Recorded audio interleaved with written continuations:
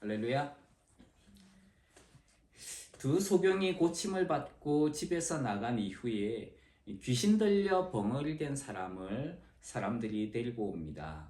이 사람이 벙어리가 된 원인은 귀신이 들렸기 때문이다 라고 이야기를 합니다.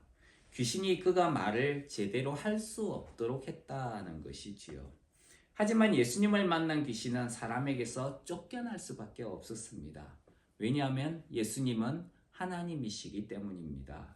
귀신이 떠나가자 귀신으로 인해 벙어리 되었던 사람은 다시 말을 할 수 있게 되었다라고 이야기를 합니다.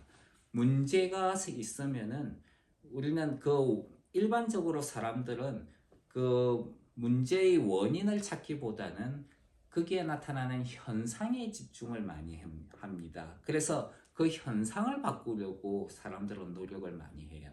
근데 실제로는 그 원인이 무엇인지를 알고 그것을 고쳐야 되는 것이지요. 로마서에도 보면은 이런 이야기가 있습니다. 하나님을 알되 하나님으로 감사치도 아니하고 영광을 돌리지 않았기 때문에 사람들은 우상 숭배를 하게 되었다라고 이야기를 합니다. 자, 왜 우상 숭배를 하게 되었습니까? 하나님을 알지만은 하나님께 영광과 감사를 돌리지 않았기 때문이다. 하나님께 영광과 감사를 돌리지 않았다. 하나님께 예배하지 않았다. 하나님을 영화롭게 하지 않았다는 거예요. 그러자 사람들은 하나님 말고 다른 것에게 영광을 돌리기 시작하고 그리고 우상 숭배를 하게 됩니다. 근데 그 우상 숭배로 끝나는 것이 아니라 거기에서 성적인 타락으로 이어지게 돼요. 하나님을 알지만은 하나님께 영광과 감사를 안 돌리니까 우상 숭배를 하게 되고 또 성적인 타락으로 이어지게 됩니다. 그런데 거기에서 또 끝나는 것이 아니라 각종 흉악하고 안 좋은 짓을 하게 되었다. 악한 짓을 하게 되었다. 수근수근하고 사람을 속이고 살인하고 이런 음행과 방탕과 분노와 이런 것들을 하게 되었다는 거예요. 오늘날 사회를 돌아보면은 이런 현상들이 많이 등장하고 있는 것을 보게 됩니다. 그러면은 이 문제를 해결하기 위해서는 어떻게 해야 될까요? 문제의 원인이 되는 곳으로 돌아가야 됩니다. 무엇으로부터 시작합니까? 하나님을 알아야 되는 거죠. 하나님을 알지만은 하나님으로 감사치도 아니하고 영화롭게도 아니기 때문에 이런 문제들이 생긴 거거든요. 그러니까 제일 먼저 해야 될 것은 하나님을 아는 거예요. 그리고 하나님께 영광과 감사를 드리는 것을 해야 됩니다. 이것을 회복을 해야 나머지 문제들이 회복이 되는 거예요. 문제를 치료하기 위해서는 그 문제의 근원을 알아야 되는 것이죠. 그것을 회복하면은 나머지 문제들은 자연스럽게 회복이 되는 겁니다. 그런데 사람들은 어떻게 하느냐? 문제의 원인을 해결하려고 하지 않고 나타나는 현상 가지고 그것을 어떻게 해서든지 막아보려고 하는 거예요. 그래서 그런 악한 짓을 하는 사람들을 뭐 합니까? 따로 잡아내요. 체포를 합니다. 그래서 감옥에다가 보내요. 그러면은 그런 일을 하는 사람이 없으니까 세상은 깨끗해졌다. 우리가 살고 있는 곳은 깨끗하다라고 이야기를 하는 거예요. 하지만은 그것은 일시적인 일뿐입니다. 일시적인 사건일 뿐이에요. 조금 있다가 일은 다시 터지게 되어 있습니다. 왜? 문제의 원인을 해결하지 않았거든요. 그래서 옛날에 우리 안창호 선생님인가요? 그런 이야기를 하셨던 적이 있어요. 100개, 1000개의 감옥을 짓는 것보다 교회 하나를 세우는 것이 더 낫다. 그게 그런 이야기예요. 하나님을 알고 하나님을 예배하고 섬기는 것이 회복이 된다면 이 땅의 문제들이 해결이 될 수 있다는 거예요. 자, 오늘 성경 말씀을 보면은 귀신 들려 벙어리 된 사람이 등장을 합니다. 이 사람이 벙어리가 된 이유는 귀신이 들렸기 때문이었어요. 그냥 말을 하게끔 막 말을 많이 연습을 한다고 해서 이 사람의 벙어리가 고쳐지는 게 아니에요. 뭐 때문입니까? 그 근본적인 원인은 귀신을 쫓아내야 되는 것이지요. 그래야 이 사람이 말을 할 수 있게 되는 것입니다. 예수님께서는 이 벙어리 귀신 들려 벙어리 된 자를 예수님께 데리고 오니까 그 귀신을 쫓아내시고 이 벙어리가 말을 할 수 있도록 이야기를 할 수 있도록 되었다라고 이야기합니다. 하나님 나라는 하나님께서 계신 곳이지요. 귀신은 하나님 나라에 있을 수가 없습니다. 그렇기 때문에 귀신을 쫓아낸다라고 할 때에 우리가 귀신아 나가라 이렇게 명령을 할 수도 있지만은 하나님과 함께 있을 때에 귀신은 그곳에 설 수가 없는 것이죠. 왜? 하나님이 계신 곳은 하나님 나라이기 때문입니다. 그래서 우리가 이 모든 문제를 해결할 때에 제일 처음에 뭐라 그랬어요? 현상에 집중하는 것이 아니라 문제의 근원으로 가야 된다 그랬죠. 문제의 근원이 뭡니까? 하나님을 알되 하나님으로 감사치도 아니하고 영화롭게도 하지 않았기 때문에 그래서 문제의 여러 가지 현상들이 등장을 하게 되었다. 그러면은 가장 기본적인 게 뭡니까? 하나님을 아는 것으로 돌아가야 되는 거예요.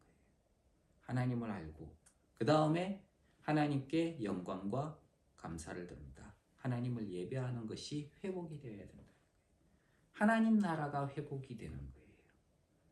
하나님이 함께 하시고 하나님 나라가 우리의 일상 가운데에서 회복이 될 때에 그때의 문제들이 해결되기 시작한다는 것입니다. 그러니까 귀신을 쫓아내는 방법은 아주 간단해요. 하나님을 알고 하나님께 영광과 감사를 드리는 것. 즉 하나님을 예배할 때에 예배가 회복이 될 때에 그때의 문제들이 치유되기 시작한다는 것입니다. 사람들은 이 귀신이 떠나가는 것을 보고 귀신이 쫓겨나면서 벙어리가 말하게 되는 것을 보면서 깜짝 놀랐다라고 이야기를 합니다.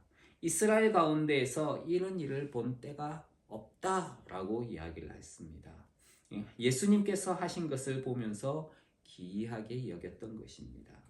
사실 이런 일들은 오직 메시아가 오셨을 때에 일어나는 일입니다. 즉 소경이 다시 보게 되고 벙어리가 말을 하게 되는 것, 안전뱅이가 일어나게 되는 것, 이거는 메시아가 오셨을 때에 일어나는 표적 가운데 하나입니다. 예수님은 이렇게 공공연하게 자신이 메시아다라고 하는 것을 드러내셨습니다. 하지만 눈이 가려져 있고 귀가 가려져 있는 사람들은 그것을 보고도 알지 못했고 들어도 깨닫지 못했던 것입니다.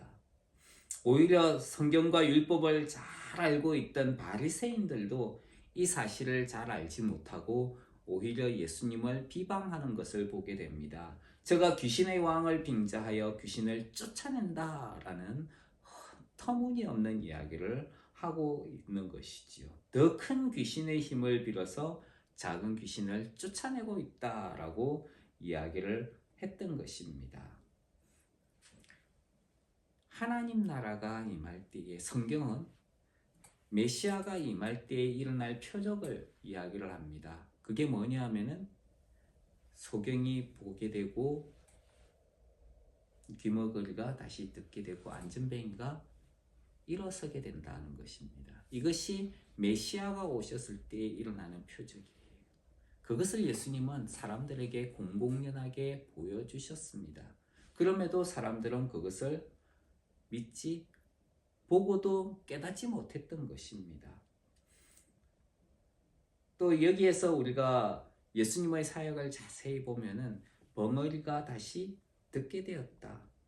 영적으로 듣지 못하는 사람들이 다시 들을 수 있게 되었다라고도 우리가 이해를 할 수 있어요. 영적인 것을 보아도 깨닫지 못하던 자들이 다시 볼 수 있게 되었다 하는 것을 우리가 이 말씀을 통해서 보게 됩니다. 누구 때문에 이런 일이 일어납니까? 메시아이신 예수님 때문에. 영적인 것에 어두웠던 사람들이 보게 되고 영적인 것을 잘 알지 못했던 사람들이 그것을 듣게 된다는 것입니다. 그런데 바리새인들과 서기관들, 율법주의자들은 예수님에 대해서 오해를 하지요. 그들은 여전히 보면서도 보지 못하고 들으면서도 듣지 못하는 사람들이었습니다. 그래서 예수님에 대해서 뭐라고 이야기를 하느냐 하면은 귀신의 왕을 빙자하여 귀신을 쫓아낸다. 더 큰 귀신을 불러가지고 작은 귀신을 쫓아낸다라고 이야기를 한 거예요. 이게 가능할까요? 이거는 한국에 있는 무당을 보면 잘 알 수 있습니다. 무당과 함께하는 귀신이 누가 더 힘센 귀신이냐에 따라서 무당의 힘도 달라진다 그래요. 어떤 사람은 장군을 섬기고 어떤 사람은 아기 동자를 섬겨 귀신을 그런 걸 섬기는 거예요. 장군이 더 큰 힘을 가지고 있잖아요. 그럼 그 무당이 힘이 더 세다라고 이야기를 합니다. 하지만은 하나님 앞에서 이런 무당과 귀신은 아무런 영향력을 드러낼 수가 없습니다. 왜냐하면은 하나님은 이 세상의 모든 것을 창조하신 하나님이시거든요. 예수님을 믿는 사람이 무당이 막 구슬하고 있을 때 그 판에 등장을 하면은 무당한테는 신내림이 임하지 않습니다. 귀신이 못 찾아와요. 왜? 하나님을 믿는 사람, 예수님을 믿는 사람, 하나님이 함께 하시는 사람이 있기 때문에 귀신이 그 자리에 있을 수가 없습니다. 그렇기 때문에 예수님을 믿는다는 것은 하나님의 영이 하나님이 그 사람과 함께 한다는 거예요. 여러분이 예수님을 믿는다면은 여러분에게 누가 함께 하는 거예요? 하나님이 함께 하고 계시다는 거예요. 무당이 있으면은 신내림을 받지도 못할 뿐만 아니라 점을 칠 수도 없다고 이야기합니다. 하나님의 영이 함께 있는 사람인 그리스도인으로 인해서 아무리 큰 힘을 가진 귀신도 얼씬할 수 없다라고 이야기를 해요. 예수님을 믿는 사람에게는 세상을 창조하시고 세상을 이끄시는 전능하신 하나님께서 함께 하신다 하는 것을 우리는 기억해야 합니다. 이제 35절 말씀 한번 읽겠습니다. 35절 시작. 예수께서 모든 성과 촌에 두루 다니사 저희 회당에서 가르치시며 천국 복음을 전파하시며 모든 병과 모든 약한 것을 고치시니라. 이것을 예수님의 공생의 사역이라고 이야기를 하지요. 예수님께서 공식적으로 하신 사역이다 해서 공생애라고 이야기합니다. 예수님의 공생애 사역은 크게 두 가지로 나누어집니다. 하나는 많은 무리들을 대상으로 하신 사역이고 또 하나는 적은 무리들을 대상으로 하신 사역입니다. 많은 무리들을 대상으로 하신 사역이라고 하는 것은 여기 보시다시피 회당에서 가르치시고 천국 복음을 전파하시고 모든 병과 모든 약한 것을 고치신 사건입니다. 이게 많은 무리를 대상으로 하신 사역이에요. 그러면은 적은 무리들을 대상으로 하신 사역은 뭐냐? 그건 제자를 세우는 사건입니다. 제자를 세우는 거예요. 많은 무리를 대상으로 하신 사역을 가만히 보면은 예수님께서 회당에서 가르치시고 천국 복음을 전하시고 또 모든 병과 약한 것을 고치셨다. 이 세 가지를 한번 생각해 보시죠. 회당에서 가르치셨다. 가르치는 사역이죠. 그래서 선교사님들이 어느 곳에 들어가게 되면은 많이 하는 사역 가운데 하나가 가르치는 사역이에요. 학교를 세우는 사역을 하게 됩니다. 또 천국 복음을 전파하셨다라고 이야기를 하잖아요. 그 천국 복음을 전파했다. 복음 전파를 위해서 세운 것이 뭐예요? 교회를 세우게 됩니다. 그리고 모든 병과 약한 것을 뭐 했다? 고치셨다. 고치는 일 뭐예요? 병원이에요. 그래서 학교와 교회와 병원을 세우는 사역을 선교사님들이 많이 하시는 거예요. 이게 예수님의 그 사역에서 가지고 온 것들입니다. 그것을 본 모범을 따라서 이제 하고 있는 것들이죠. 예수님께서 이렇게 하신 이유가 뭘까요? 그럼 오늘날 우리도 학교를 세우고 그리고 교회를 세우고 병원을 세워야 됩니까? 물론 할 수 있으면 좋습니다. 근데 이것을 통해 가지고 예수님이 하신 게 뭐예요? 사람들을 만나고 그들이 하나님께로 더 가까이 나아올 수 있도록 하기 위한 도구였던 것이지요. 그렇다면은 오늘날 우리가 학교를 세우고 교회를 세우고 병원을 세울 필요가 물론 있다면 해야겠지만은 다른 여러 가지 방법으로 사람들을 만나기 위해서 그리고 복음을 전하기 위해서 사람들이 하나님께로 나아오도록 하기 위해서 다양한 방법을 사용할 수 있습니다. 어떤 교회는요, 교회 지하실에 큰 체육관을 마련해 놨어요. 그래서 동네 사람들이 와가지고 거기에서 운동을 하면서 교회에 나올 수 있게끔, 또 어떤데 그 교회에는 또 산중턱에 있는데요, 동네 주민들이 집에 올라가기 힘들 때 엘리베이터를 타고 지하 1층에서 탁 타면은 지상 뭐 5층, 6층에 탁 내립니다. 그러면은 산비탈을 편하게 올라갈 수 있어요. 그런 교회도 있어요. 동네 사람들에게, 동네 주민들에게 편안함을 제공을 하면서 그렇게 사람들이 교회와 가까워지고 하나님 나라의 복음을 조금이라도 더 들을 수 있도록 하는 그런 조치를 취하는 것입니다. 예수님의 이런 사역들을 통해 가지고 우리 교회가 해야 될 것이 무엇인가 하는 것도 생각해 보게 됩니다. 그것은 가르치고 복음을 전하고 그리고 모든 병과 약한 것을 고치는 사역이고, 그리고 이를 통해 가지고 사람들이 하나님께 더 가까이 나아올 수 있도록 하는 것을 그렇게 예비하는 일을 우리는 해야 되는 것입니다. 가르치는 사역이라고 이야기를 했는데, 가르치기 위해서 우리가 해야 될 것은 알아야 되는 것이죠. 하나님 말씀을 알아야 되는 것입니다. 그래서 하나님의 말씀을 배워야 합니다.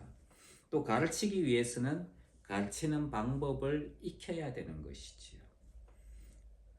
가르치는 것은 단순히 가르치는 것이 아니라 그 당시에는 스승과 제자라고 하는 것이죠. 오늘날에는 선생님과 학생 이런 개념을 가지고 있는데, 선생님과 학생이 아니라 선생님과 학생의 관계는 지식만 주고받는 관계입니다.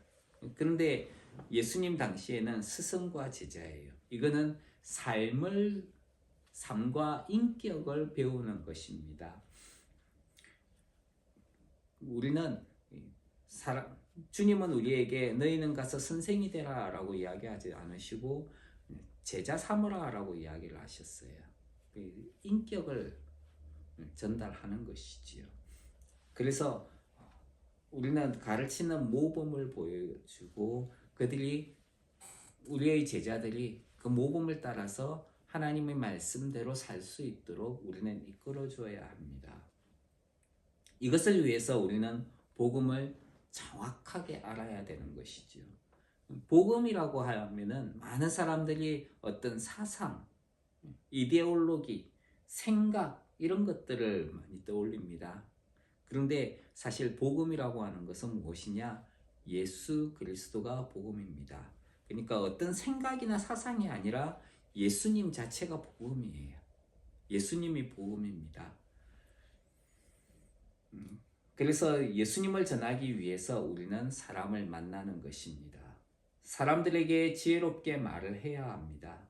혹시 우리가 복음을 전하지 못하도록 막는 것이 있다면 우리는 앞에 나와 있는 본문을 자세히 보아야 합니다. 귀신 들려 벙어리 되었던 사람에 대한 것이지요. 귀신은 말을 하지 못하도록 막습니다. 그렇다고 예수님을 믿는 사람이 귀신이 들린다고 말하는 것이 아니고요. 이 어둠의 세력들은 우리가 하나님의 복음을 전하지 못하게끔 다양한 방법으로 막는 것을 보게 됩니다. 그래서 여러 가지 상황을 통해 가지고 우리가 사람들에게 다가가는 것을 꺼려하게 만들 수도 있고요. 그리고 어떤 상황을 만들어 가지고 사람들이 하나님의 복음을 듣지 못하게끔 그렇게 방해를 놓는 것이 귀신들이 하는 거예요. 그런데 우리는 담대히 하나님의 복음을 전하기 위해서 노력을 해야 됩니다. 그래서 제일 먼저 할 것은 우리는 하나님께 복음을 담대히 전할 수 있도록 기도해야 되는 것이지요. 그리고 주어진 하루 동안에 이 복음을 전하는 자로 살아야 합니다. 또 우리는 모든 병과 모든 약한 것을 고쳐야 합니다. 우리가 하는 것이 아니라 사실 하나님께서 하시는 것이죠. 그러면은 하나님께서 하시도록 하기 위해서 우리가 할 수 있는 건 뭘까요? 우리가 기도하는 거예요. 하나님, 이 사람을 고쳐주십시오. 몸이 아픈데 그 사람을 치료시켜 주십시오. 이렇게 우리는 기도하면서 사람들을 고칠 수 있는 것입니다. 하나님께서 우리가 해야 할 것은 이 사람이 고침받을 수 있다, 고침받는가 못 받는가 그것 때문에 두려워할 것이 아니라 우리는 순종이에요. 치료하는 분은 내가 아니에요. 누가 치료합니까? 하나님이십니다. 그렇다면 우리는 그 하나님께서 하실 수 있도록 우리는 순종하는 게 필요한 거예요. 그래서 믿음으로 우리는 하나님께서 해주실 것이다 하는 믿음을 가지고 그 사람을 위해서 기도하는 것이 필요합니다. 우리는 가끔씩 내가 무엇인가를 해야 된다, 나에게 어떤 능력이 있어야 된다 라고 생각하는 경우도 있어요. 베드로가 안전뱅이를 일으켰을 때에 이런 이야기를 했습니다. 이스라엘 사람들아, 이 일을 왜 기이히 여기느냐? 우리 개인의 권능과 경건으로 이 사람을 일으킨 것처럼, 걷게 한 것처럼 왜 우리를 주목하느냐? 우리의 능력과 경건으로 이 사람이 그런 것이 아니라 예수 그리스도의 이름으로 이 사람이 걷게 되었다라고 이야기를 합니다. 그렇기 때문에 우리는 내가 어떤 능력이 있어서, 내가 어떤 경건이 있어서 일을 하는 것이 아니라 하는 것을 우리는 생각해야 됩니다. 누구의 이름으로 한다고요? 예수 그리스도의 이름을 의지해서 우리는 행하는 것입니다.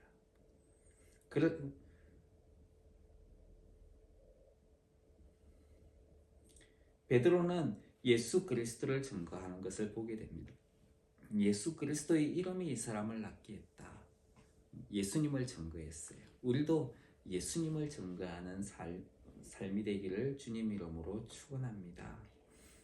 세상이 강팍하기 때문에 세상이 우리를 거부할 수도 있고 받아들이지 않을 수도 있습니다. 하지만 우리는 주님으로부터 가라 하는 명령을 받았습니다. 폭풍우가 몰아치는 밤에 배가 난파됐습니다. 큰 파도로 인해서 그곳으로 갈 수 있는 방법이 없었습니다. 구조를 위해 구조선을 보내기로 했습니다. 그때에 그 구조선에 타고 있던 한 선원이 이야기를 합니다. 지금 이 시간에 그곳에 갔다가 우리는 돌아오지 못할 수도 있습니다. 맞는 말입니다. 그런데 선장이 말합니다. 우리는 가라는 명령을 받았다. 다시 돌아오는 명령을 받은 것이 아니다. 우리는 주님에게 순종해야 합니다. 예수님은 자신을 쫓는 많은 무리를 보셨습니다. 그리고 그들을 보시면서 민망히 여기셨습니다. 이 말은 긍휼히 여기셨다는 것입니다. 자신을 따라오는 무리를 보시면서 그들을 예수님은 긍휼히 여기셨다는 것입니다. 여기서 우리는 예수님의 마음을 알 수 있습니다. 그것은 사람들을 불쌍히 여기고 긍휼히 여기는 마음이라는 거예요. 하나님은 우리를 긍휼히 여기시는 분입니다.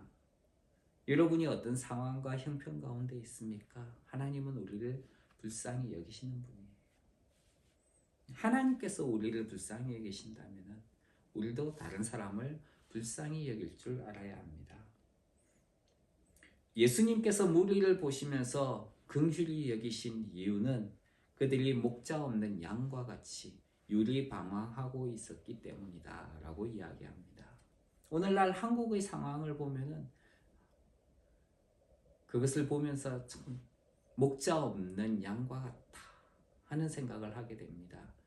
그래서 자기 소견에 옳은 대로 유리방황하고 있는 한국의 상황을 보게 됩니다.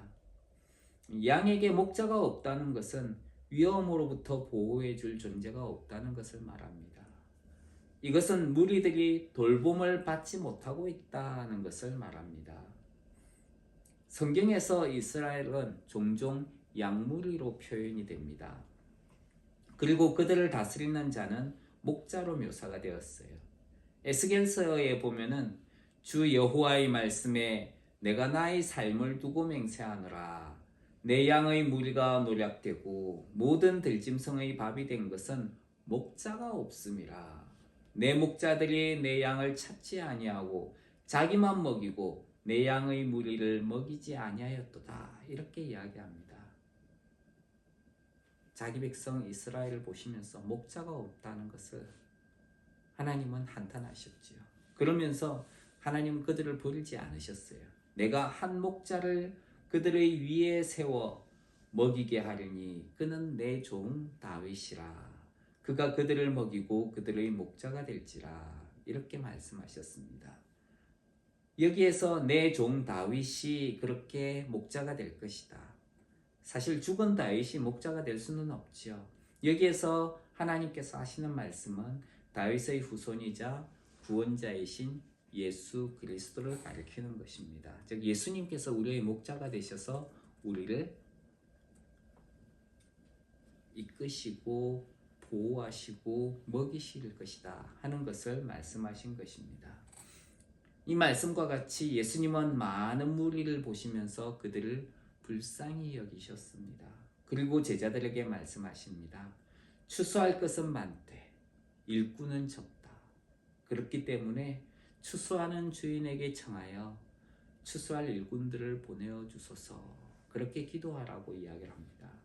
주님은 무리들의 필요를 아셨습니다. 그들을 돌볼 존재가 필요하다는 것입니다. 물론 하나님이신 예수님께서 이 문제를 해결하실 수도 있었습니다. 왜냐하면 옛날에 60만 명이라는 이스라엘 백성들을 이 하나님께서 혼자서 먹이셨거든요. 돌보셨거든요. 그런데 예수님은 이것을 혼자 해결하려고 하지 않으시는 것을 보게 됩니다.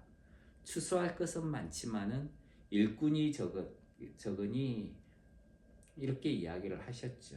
일꾼이 필요하다라고 하신 거예요. 일꾼은 주인을 도와서 추수를 하는 존재입니다. 즉 예수님을 도와 함께 일할 동력자가 필요하다 이렇게 이야기하신 것입니다. 추수하는 주인은 하나님을 가리키는 것이지요. 청하라라고 하신 것은 기도하라는 것입니다. 주님은 제자들에게 일꾼을 보내어 달라고 하나님께 기도하라는 것이었습니다. 그럼 기도의 내용은 무엇입니까? 일꾼을 보내달라는 거죠. 추수할 일꾼. 주님께서 제자들에게 이 기도를 시키신 것은 의도가 있습니다. 그것은 예수님과 함께 다니던 제자들은 주님의 필요를 보았지만은 어떻게 해야 할지 몰랐던 것입니다. 주님께서 하나님께 기도를 하라고 제자들에게 요청한 것은 제자들을 준비시키기 위한 것이었습니다. 예수님의 공생의 사역이 무리를 위한 사역과 제자들을 대상으로 한 사역이라고 이야기를 했습니다. 예수님은 제자들을 제자로만이 아니라 그들을 일꾼이 되도록 준비를 하고 있는 것을 보게 됩니다. 제자는 배우는 존재입니다. 하지만 일꾼은 배우는 것과 그리고 일을 하는 것을 함께 하기 위한 존재이지요. 제자가 예수님을 따르는 존재라면은 일꾼은 제자를 세우는 일도 함께 합니다.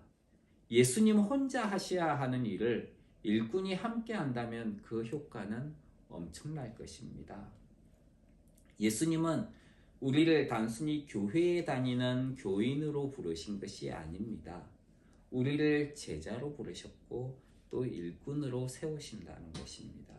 우리를 주님은 하나님의 동력자로 부르고 계십니다.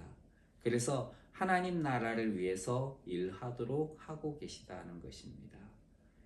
이것을 위해서 주님은 제자들에게 기도하라라고 이야기를 하신 것이지요. 주님은 우리에게 기도하며 하나님의 일에 함께 동력하는 자로 우리를 지금도 부르고 계시다는 것을 우리가 알았으면 좋겠습니다. 그래서 주님의 동력자로 우리가 주님과 함께 하나님의 나라를 위해서 일하고 하나님께 영광 돌리는 하나님의 사람들로 살기를 주님 이름으로 축원합니다. 기도하겠습니다. 하나님, 우리가 하나님 나라와 영광을 위해서 천국 복음을 전파하고 그리고 하나님 나라를 가르치며 그리고 모든 병과 약한 것을 고치신 주님을 본받아서 우리가 주님의 동력자로서 주님과 함께 이 일을 해나가는 하나님의 사람들로 살아가게 하옵소서. 예수님 이름으로 기도합니다. 아멘.